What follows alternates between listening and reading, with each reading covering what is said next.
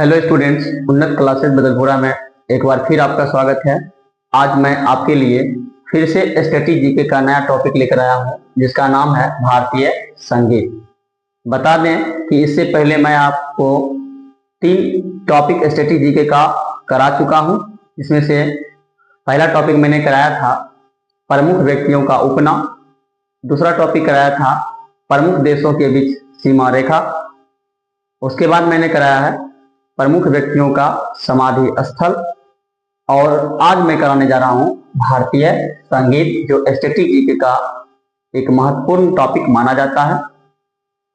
आप लोग भी कॉपी कलम निकाल के तैयार हो जाइए और इसको अपने कॉपी में जरूर लिखिए, ताकि आगामी परीक्षा में यदि भारतीय संगीत से कोई प्रश्न आता है तो आपका क्वेश्चन नहीं छूटे। तो चलिए, तो ये हमारा रहा भारतीय संगीत। भारतीय संगीत के बारे में कहा जाता है कि समस्त ललित कला में, समस्त ललित कला, जितना भी प्रकार का ललित कला होता है, समस्त ललित कला में संगीत को, इसको संगीत को सर्वश्रेष्ठ माना जाता है, सर्वश्रेष्ठ माना जाता है। समस्त ललित कला में संगीत को सर्वश्रेष्ठ माना जाता है, क्योंकि इसमें लीन व्यक्ति वास्तव में ब्रह्मलीन हो जाता है। ब्रह्मलीन मतलब ईश्वर में लीन हो जाता है, ब्रह्मलीन मतलब ईश्वर में लीन हो जाता है। भारतीय संगीत की प्रमुख 2 शैलियां हैं। अगला पॉइंट हमारा क्या है? भारतीय संगीत की प्रमुख 2 शैलियां हैं। प्रमुख कितनी शैलियां हैं? 2 शैलियां।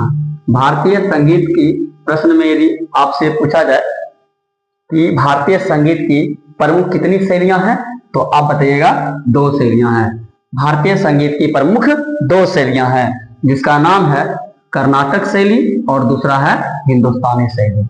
भारतीय संगीत की प्रमुख कितनी शैलियां हैं? 2 शैलियां हैं। पहला है कर्नाटक शैली और दूसरा है हिंदुस्तानी शैली। कर्नाटक शैली का जन्मदाता किन्हें माना जाता है? पुरंदर दास को। कर्नाटक शैली का जन्मदाता किसे माना जाता है? पुरंदर दास को। जबकि हिंदुस्तानी शैली का जन्मदाता माना जाता है स्वामी हरिदास को। स्वामी हरिदास को माना जाता है। ठीक है, तो इसको पहले आप लिख लें।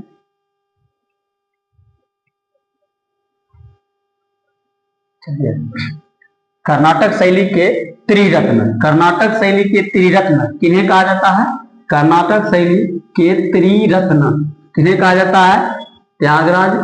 त्यागराज, दूसरा लाम शास्त्री को, और तीसरा मुथु स्वामी दीक्षित को। मुथु स्वामी दीक्षित को। एक बार फिर मेरे साथ बोलिए, त्यागराज को, लाम शास्त्री को और मुथुराम स्वामी दीक्षित को। मुथुराम स्वामी दीक्षित को। कर्नाटक शैली के त्रिरत्न, कर्नाटक शैली के त्रिरत्न कौन कौन है? तो एक त्यागराज है, दूसरा लाम शास्त्री है और तीसरा मुथुराम स्वामी दीक्षित। नेक्स्ट पॉइंट है कर्नाटक शब्द का प्रयोग सर्वप्रथम, कर्नाटक शब्द का प्रयोग सर्वप्रथम विजयनगर साम्राज्य के द्वारा किया गया था।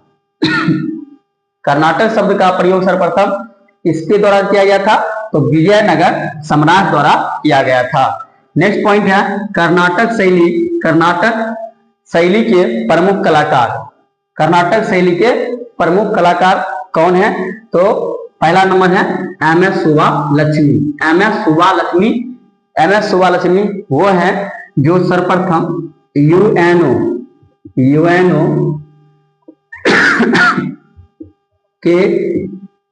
यूएनओ के प्रोग्राम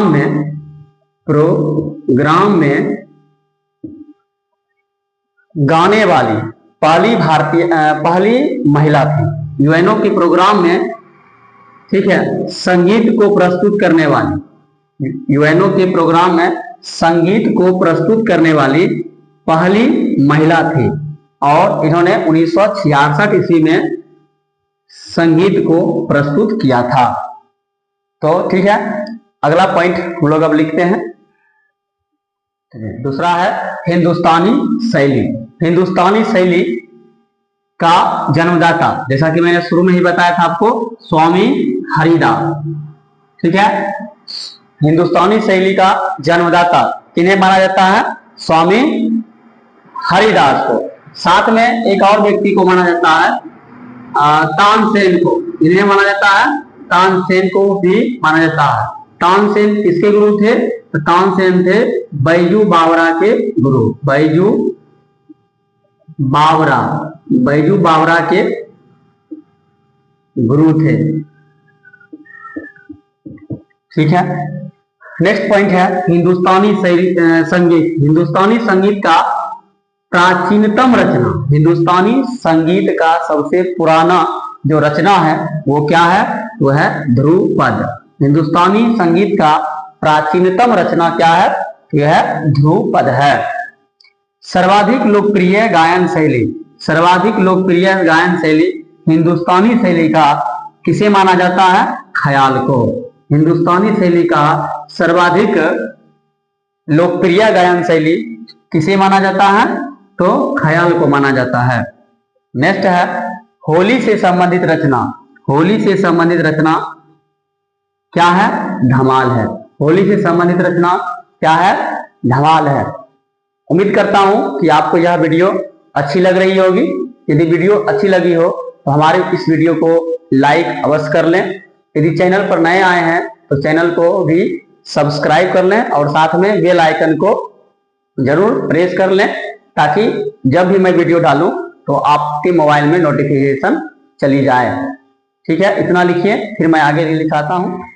ठीक है, हिंदुस्तानी शैली का प्रमुख कलाकार। हिंदुस्तानी शैली का प्रमुख कलाकार, हिंदुस्तानी शैली का प्रमुख कलाकार हैं लता मंगेशकर। लता मंगेशकर, जैसा कि आप लोग जानते हैं, हाल ही में इनका देहांत हो गया है। उसके बाद है भीमसेन जोशी। भीमसेन जोशी। तीसरा है कुमार गंधर्व। तीसरा कुमार गंधर्व। उसके बाद है ओमकारनाथ ठाकुर। चौथा ओमकारनाथ ठाकुर। पांचवा विष्णु दिगंबर। पांचवा विष्णु दिगंबर। छठा फलस्कर।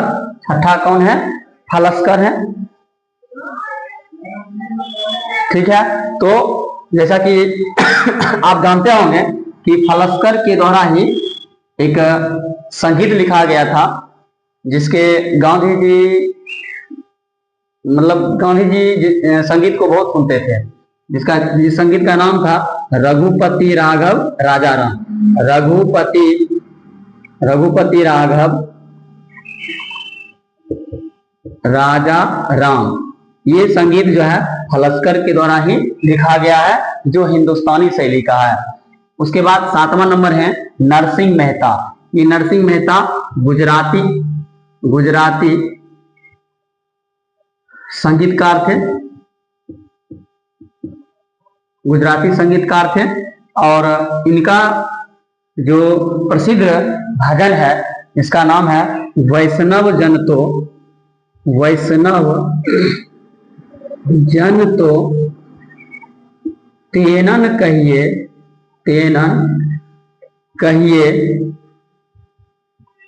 जानी पीर पराई रे। जानी पीर पराई रे। और गांधी जी का माना जाता है कि सबसे प्रिय भजन, सबसे अधिक प्रिय भजन गांधी जी का यही भजन था, नरसिंह मेहता का वैष्णव जन तो तेनन कहिए जानी पीर पराई रे। तो भारतीय संगीत में हम लोग जो है अभी इतना किए हैं। नेक्स्ट वीडियो में मैं आपके लिए गजल से संबंधित प्रश्न लेकर आऊंगा। ठीक है, उम्मीद करता हूं आपको यह वीडियो अच्छी लगी होगी। तो आप अपने किसी भी एक स्टडी ग्रुप में हमारे इस वीडियो को जरूर शेयर कर दें। धन्यवाद।